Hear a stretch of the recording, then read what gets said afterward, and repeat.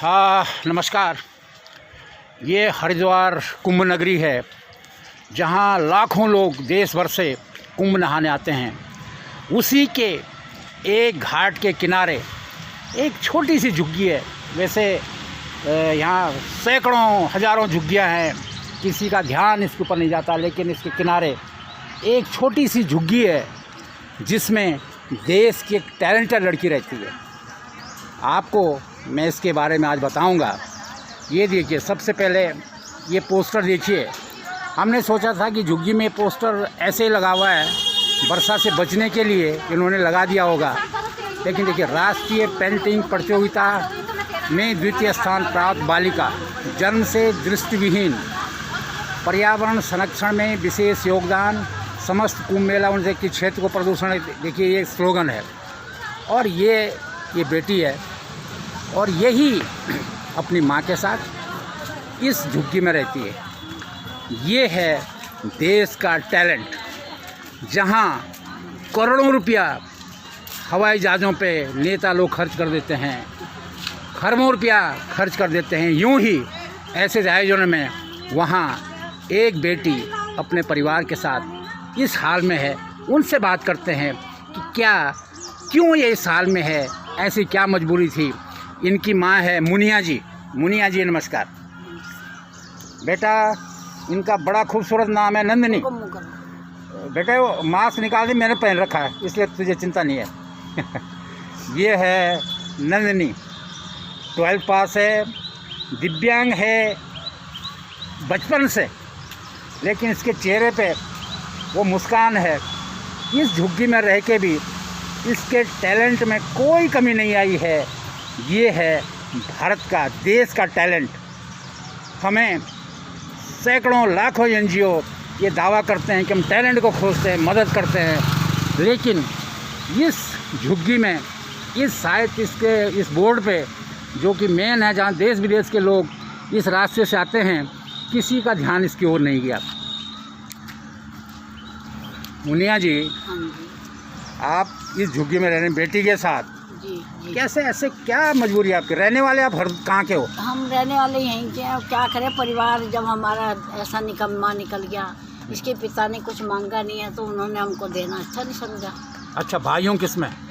हाँ, इनके भाई थे ना 3-4। अच्छा। सब खत्म हो गए, मतलब खाली एक इसके पापा बचे थे। और उन्होंने भी अपना हिस्सा नहीं मांगा। और हम तो यहाँ, जहाँ हमको दुकान थी किया करते थे चाय पानी का ना यहाँ, हाँ। तो यहीं हमको बैठ के 1.5 घंटे में उनकी डेथ हो गई। ओहो।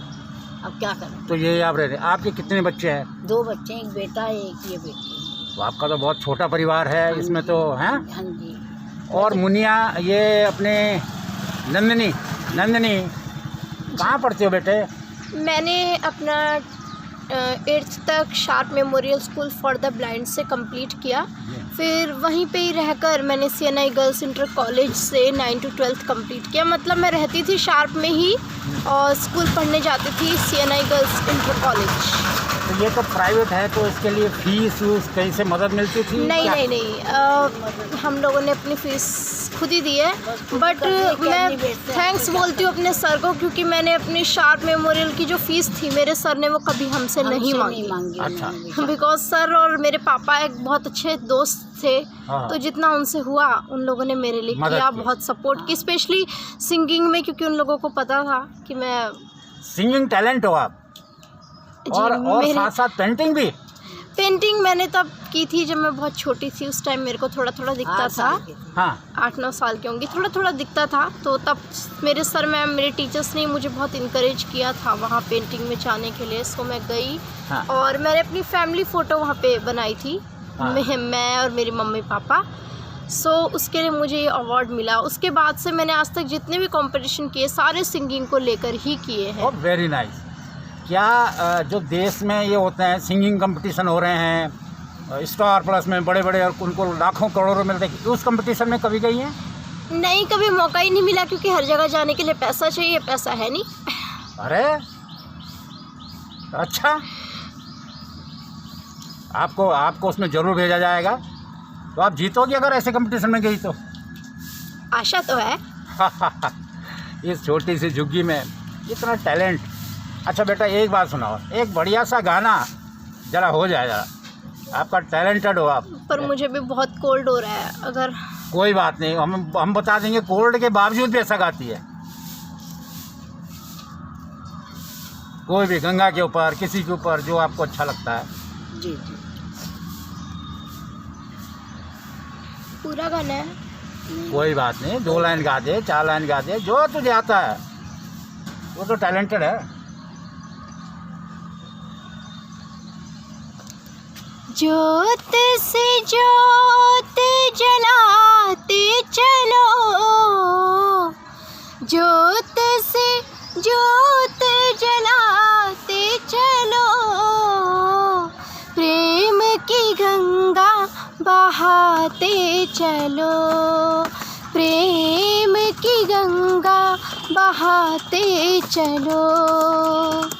राह में आए जो दीन दुखी, राह में आए जो दीन दुखी, सबको गले से लगाते चलो, प्रेम की गंगा बहाते चलो।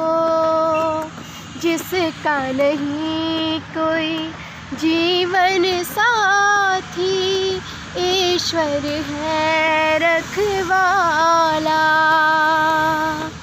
जो निर्धन है, जो निर्बल है, वो है उसी का प्यारा। दीप दया का हो, दीप दया का जलाते चलो, दीप दया का जलाते चलो, प्रेम की गंगा बहाते चलो, प्रेम की गंगा बहाते चलो। ज्योत से ज्योत जलाते चलो, प्रेम की गंगा बहाते चलो, प्रेम की गंगा बहाते चलो। बहुत बढ़िया, बहुत ही बढ़िया, बहुत ही बढ़िया।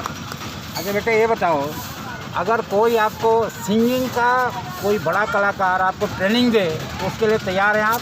ऑफ कोर्स, मेरी विश है। बिकॉज सिंगिंग मेरे पापा बहुत अच्छा गाते थे। मैंने सबसे पहले सिंगिंग अपने पापा से ही सीखा, क्योंकि मेरे पापा मेरे सबसे पहले टीचर हैं। वो बहुत ही अच्छा गाते थे, हम जागरण में गाया करते थे मेरे पापा, तो उनसे मैंने सीखा। उसके बाद मैं स्कूल गई, स्कूल में वहाँ पे सब लोगों ने मेरे टैलेंट को पहचाना और मतलब मुझे बहुत ही ज़्यादा इंकरेज किया, बहुत ज़्यादा सिखाया।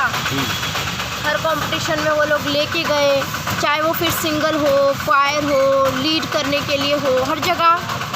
तो उन लोगों की भी इच्छा थी कि मैं सिंगिंग में जाऊं, लेकिन फिर पैसे नहीं हो पाए। सो अगर मैं वहाँ पे गई, मेरी इच्छा पूरी हो गई, तो मुझे ये लगेगा कि मेरे पापा का सपना पूरा हो गया। क्या आप चाहते हैं, जो देश की बड़ी सिंगर हैं, जानी मानी सिंगर हैं, अगर कोई आपको ट्रेनिंग के लिए दे तो जाएंगे आप?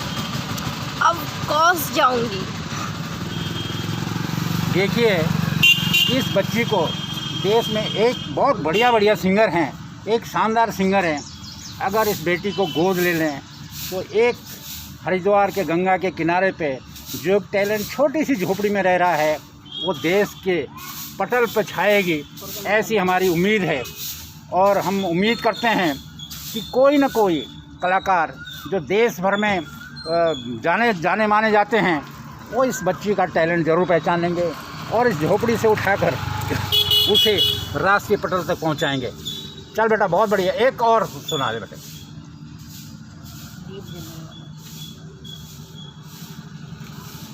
कुर्सी बजा दे आगे।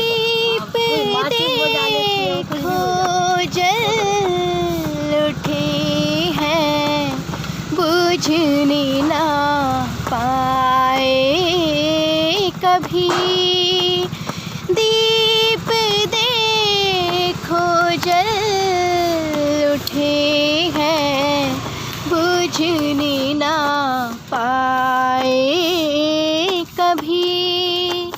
हाथ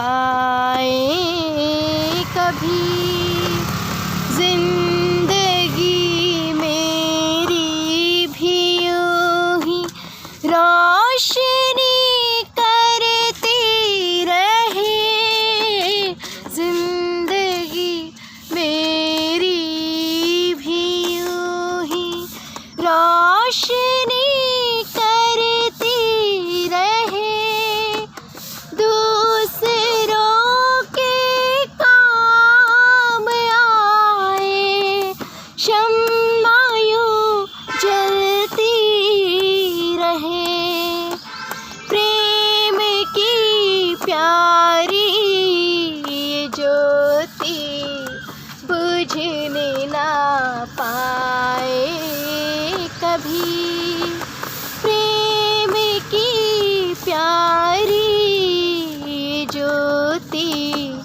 बुझने ना पाए कभी, हाथ जीने में दीप हो वो झुकने ना पाए कभी, दीप देखो जल उठे हैं बुझने ना पाए कभी,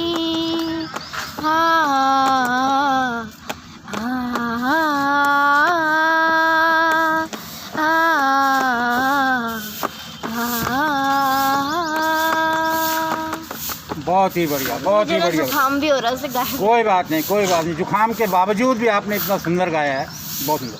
अब बेटा ऐसा है नंदिनी, एक आप अपील कर दीजिए उन जाने माने गायकों के नाम की, अगर आपकी मदद कर लें उन आपको ट्रेनिंग में, तो एक आप मार्मिक अपील उनके लिए कर दीजिए। क्या पता कोई सुन ले इस हमारे थ्रू।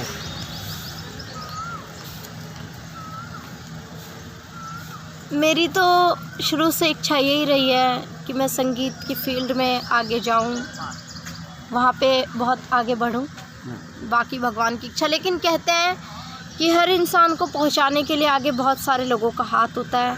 अगर कोई इस मामले में मेरी मदद करेगा तो मैं बहुत ज़्यादा अपने आप को सौभाग्यशाली समझूंगी। और ये भी सच है, कहते हैं कि अगर कोई किसी की सहायता करता है तो भगवान उसको उसके और ऊंचे मुकाम तक ले जाता है, क्योंकि इंसान का सबसे बड़ा बल उसकी खुद की अच्छाई होती है। ये मेरा मानना है। जब हम अच्छा करते हैं किसी के साथ तो हम और ज़्यादा आगे बढ़ते हैं। बेटे अपना एड्रेस और टेलीफोन नंबर ज़रा बता दीजिए, ताकि जो आपसे संपर्क करना चाहे वो इस पे करे। यहाँ का एड्रेस और टेलीफोन नंबर अपनी झुग्गी का कहाँ पे है ये? मैं हरिद्वार भीमगोड़ा पुल के नीचे शिव घाट पड़ता है, वहाँ सिल्वर पंपिंग है, उसके सामने रहती हूँ। और मेरी मम्मी की कैन की दुकान है, जल भरने की कैन मेरी मम्मी बेचती हैं।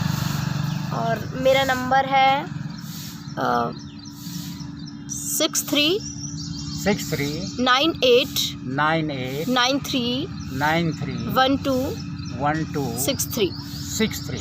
या तो आप इस पे संपर्क कर सकते हैं, या कभी कभी ये नंबर नहीं रहता, क्योंकि मेरा जो फ़ोन है वो यहाँ से चोरी भी हो गया अभी कुछ दिनों पहले, तो इसलिए मुझे बहुत दिक्कत हो रही है फ़ोन की वजह से भी। दूसरा नंबर दे दीजिए कोई दूसरा। तो ये नंबर आप दूसरा ले सकते हैं, मम्मी का है ये 75 33 84 34 04। तो ये है नंदिनी, ये गंगा की बेटी है। और हमें उम्मीद है कि इस गंगा की बेटी को, जो गंगा के तीर पे छोटी सी झोपड़ी में रह रही है, उसे कोई न कोई हाथ देश के उस मंच तक पहुंचाएगा जहां इसके टैलेंट को दुनिया सलाम करेगी। धन्यवाद।